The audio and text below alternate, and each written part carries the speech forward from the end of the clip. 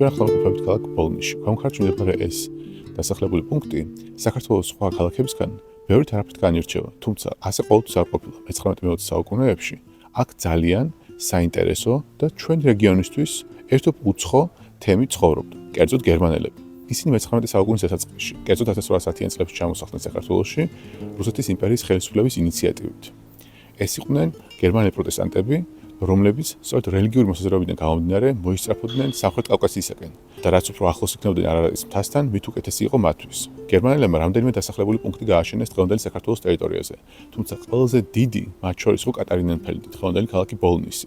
ის შეიძლება ითქვას გერმანული კულტურის და იდენტობის ცენტრს წარმოადგენდა იმ პერიოდის სამხრეთ კავკასიაში. მე-20 საუკუნეში კომუნისტური ხელისუფლების დამყარების შემდეგ კატარინენფელდს ლუქსემბურგი დაერქვა.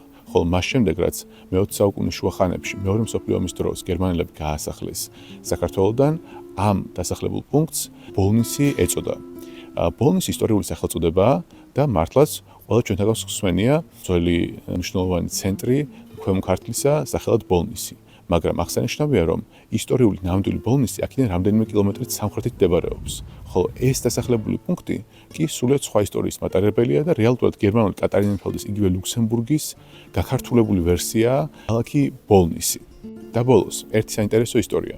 1918 წლის დეკემბერში სწორედ კატარინენფელდი იყო ერთ-ერთი მნიშვნელოვანი არენა, სადაც ქართულ და სომხურ ნაწილებს შორის გააფთრებული ბრძოლა გაიმართა. მოგეხსენებათ, რომ ამ დროს საკმაოდ ტრაგიკული ომი მიმდინარეობდა საქართველოსა და სომხეთს შორის. სომხურმა ნაწილებმა სცადეს დაუფლებოდნენ კატარინენფელდსაც.